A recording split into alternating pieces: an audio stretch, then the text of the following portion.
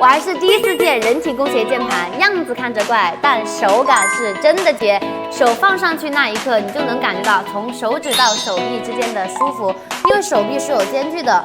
普通的键盘只会让手腕不自觉的弯曲束缚，而它搭配上了大面积的柔软皮质键盘托，手腕到手臂更加自然的支撑，打字更为轻松。从此跟腱鞘炎说再见，告别键盘手。